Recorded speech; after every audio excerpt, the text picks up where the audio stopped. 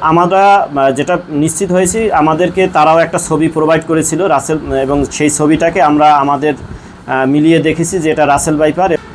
রূপসার যেই ঘটনা, এটা আমরা ইতিমধ্যে তাদের যেই আত্মীয় স্বজন আছে তাদের সাথে কথা বলেছি।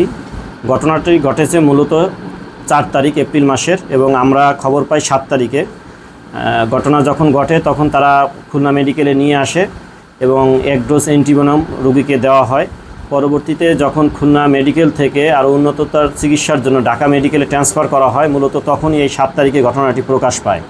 তো আমরা খবর পাওয়ার পরই 7 তারিখে আমরা যখন খবর পাই, আমরা তারপরে আমাদের যেই বন্যপ্রাণী ব্যবস্থাপনা ও প্রকৃতি সংরক্ষণ বিভাগ খুলনার যেই টিম, সেই টিম ঘটনাস্থলে যায় এবং সেখানে এলাকাবাসীর সাথে এই ব্যাপারে বিস্তারিত কথা বলে।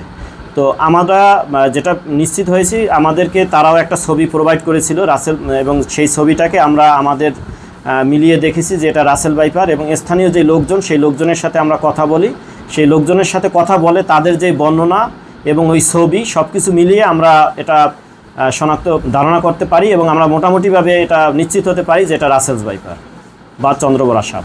আপনি যথার্থই বলেছেন যে আসলে গরমের সময় আসলেই সাপের সাথে যে মানুষের দ্বন্দ্ব, এটা আসলে বেড়ে যায়। কারণ সাপ শীতল রক্ত বিশিষ্ট প্রাণী, সে শীতের সময় হাইবারনেশনে থাকে, কিন্তু যখনই গরম হয় তখন সাপের চলাচলের মুভমেন্টটা বেড়ে যায়। তো এই সময়টা বিশেষ করে সকালবেলা, তারপরে সন্ধ্যার সময় বা রাতের বেলা, এই মুহূর্তে গরমের সময় সাপ বেশি চলাফেরা করে, তার খাবারের সন্ধানে সে যে জায়গায় থাকে সেই জায়গাগুলোতে বের হয়। তো এই জায়গাগুলোতে বাড়তি সতর্কতা অবলম্বন করা উচিত, অর্থাৎ যেখানে ঝোপঝাড় আছে সেই ঝোপঝাড় এড়িয়ে চলার দরকার। যেখানে লম্বা ঘাস বা একটু যেখানে আবর্জনা আছে, ময়লা আবর্জনা, বা যেখানে একটু বিভিন্ন খড়কুটো আছে, এই সমস্ত জায়গাগুলোকে এড়িয়ে চলা।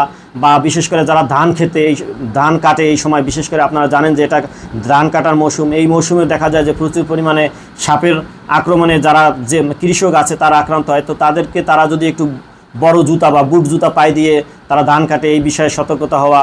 এবং অনেক সময় রাসেল ভাইপারের সাথে যেটা ঘটে, এটা হচ্ছে যে অজগরের যেই প্যাটার্ন, অজগর এবং রাসেল ভাইপার, এটা অনেকে মনে করে যে অজগর যেহেতু নির্বিষ সাপ, তারা এই নির্বিষ সাপ মনে করে তারা আসলে এটাকে হাত দিয়ে ধরতে যায়। তো এই ক্ষেত্রে এটাকে অবশ্যই তাদেরকে, যেহেতু তারা অজগর এবং রাসেল ভাইপারের একটু পার্থক্য আছে, তাদের যে প্যাটার্নের বিষয়টা, এটা হয়তো অনেকে মনে করে যেটা নির্বিষ সাপ। তো এই জন্য সাপ তারা যেন না ধরে, এবং কোনো জায়গায় যদি সাপ দেখতে পায় তাহলে অবশ্যই যেন আমাদের এই বন্যপ্রাণী ব্যবস্থাপনা ও প্রকৃতি সংরক্ষণ বিভাগ খুলনাকে আমাদেরকে ফোন দেয়, অথবা 999-এও যদি তারা ফোন দেয়, আমাদের নাম্বার নাও যদি পায়, 999-এ ফোন দিলেও কিন্তু আমরা সাথে সাথে সেখানে গিয়ে এই সাপটাকে আমরা রেস্কিউ করতে পারি। আমাদের আহ্বান থাকবে যে কেউ যেন সাপকে অযথা ধরতে না যায় বা পিটিয়ে না মারে। তারা যেন যেখানেই সাপ দেখে আমাদেরকে যেন তারা খবর দেয়, আমরা গিয়ে তাহলে এর যথাযথ ব্যবস্থা গ্রহণ করব ইনশাল্লাহ। একটা বিষয় হচ্ছে যে মানুষ এখনও আসলে, আমরাও তো গ্রাম অঞ্চলে বড় হয়েছি, গ্রাম অঞ্চলে আমরাও দেখেছি যে যখনই কোনো সাপে কামড় দেয় তখন স্থানীয় লোকজন, গ্রামবাসী, তারা ওই ওজায় বিশ্বাসী, তারা ওজার কাছে যায়। তো যদি মানুষকে সাপে কামড় দেয়, ওজার কাছে গিয়ে আসলে এটা অনেক সাপ আছে যারা, বেশিরভাগ সাপই নির্বিষ সাপ কামড় দেয়, অথবা যদি কোনো বিষাক্ত সাপও আছে যারা ড্রাই বাইট করে, অর্থাৎ তারা বিষটা ছাড়ে না। তো তখন সেই সমস্ত মানুষকে আসলে ওজা যে কেরামতি দেখায়, এটা হচ্ছে যদি কোনো সাপ, বিষাক্ত সাপ কামড় দিলে ওজা কখনো তাকে বাঁচাতে পারবে না অ্যান্টিভেনম না দিলে। আর নির্বিষ সাপ কামড় দিলে ওজার কাছে গেলেও হবে, না গেলেও হবে, সে এমনি বেঁচে যাবে। তো তখন ওজার কেরামতি বাড়ে আর কি।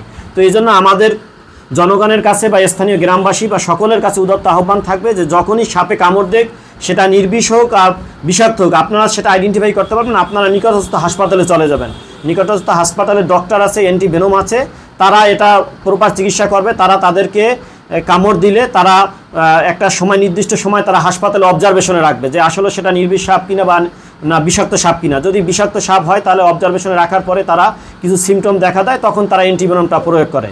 তো এই জন্য আমাদের উদাত্ত আহ্বান থাকবে যে আপনারা কোনো ওজার কাছে যাবেন না। সাপে কামড় দেওয়ার সাথে সাথেই আপনারা নিকটস্থ যেই হাসপাতাল আছে সেখানে আপনারা যাবেন, বিশেষ করে মেডিকেল হাসপাতাল যেগুলো আছে এই হাসপাতালগুলোতে চলে আসবেন।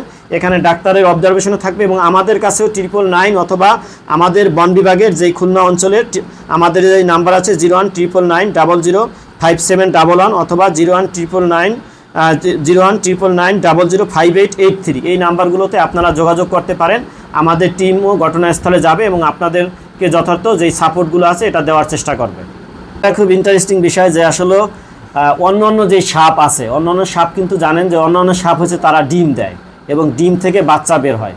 তো এই জন্য ডিম যখন দেয় সেই সাপগুলো, তখন কিন্তু তাদের সেই ডিমগুলো প্রকৃতিতে যখন তারা ডিম পারে, দেখা যায় যে সেখানে বিভিন্ন রকমের অন্য যেই প্রাণী আছে, তাদের প্রিডেটর প্রাণী, তারা সেই সাপের ডিমগুলো খেয়ে ফেলতে পারে বা নষ্ট হয়ে যেতে পারে। তো এই কারণে অন্য যে সাপ তুলনামূলকভাবে সেই ডিম থেকে আসলে বাচ্চাগুলো হয়তো নাও ফুটতে পারে, এরকম হয় যদি অনুকূল পরিবেশ না পায়। কিন্তু রাসেল ভাইপার হচ্ছে সরাসরি হচ্ছে সে বাচ্চা দেয়। তো বাচ্চা দেওয়ার কারণে এটা হচ্ছে যে ডিম যেহেতু আর এখানে নষ্ট হওয়ার সম্ভাবনা থাকে না, প্রচুর পরিমাণে বাচ্চা হয়, তো এই জন্য এদের পরিমাণটা একটু বেশি দেখা যায়। তো এটা হচ্ছে বিশেষ করে উপকূলীয় মানে নদী যেই অঞ্চলগুলোতে আছে, বিশেষ করে পদ্মার এপারের, আমরা রাজশাহীর অঞ্চলের কথা যদি বলি, এদিকে পদ্মার এপারের রাজবাড়ী, ফরিদপুর, এই অঞ্চলে আমরা প্রচুর পরিমাণে পেয়েছি। এই অঞ্চলগুলোতে দেখা যায় এবং নদী পথে আমরা ধারণা করতে পারি যে নদী পথে যে সমস্ত জায়গাগুলো আছে, হয়তো নদী পথে তারা এই সাপগুলো আমাদের যে অন্য যেই জায়গা আছে এই জায়গাতে ছড়িয়ে পড়ছে। এটা কোনোই না, আমরা আমাদের যে টিম আছে ইতিমধ্যে আমাদের টিম সেখানে গেছে এবং স্থানীয় যে জনগণ আছে তাদের সাথে কথা বলেছে, তাদেরকে অ্যাওয়ারনেসমূলক আমরা এই যে বিভিন্ন লিফলেটও আপনি দেখতে পাবেন যে সাপ রিলেটেড আমরা বিভিন্ন লিফলেটও প্রচারণার জন্য জনস্বার্থে বিভিন্ন মানুষের কাছে প্রচার করি। তো এই লিফলেটও বিতরণ করা হয়েছে। এখানে আমাদের যে অন্য যেই যারা স্বেচ্ছাসেবী সংগঠন আছে তাদেরকেও আমরা এই ব্যাপারে বলেছি। তো যদি কোনো সাপ সেখানে থেকেও থাকে, আমরা তাদেরকে আজকেও আমরা কথা বলেছি ওই স্থানীয় লোকজনের সাথে যে আপনারা সাথে সাথে আমাদেরকে খবর দিবেন।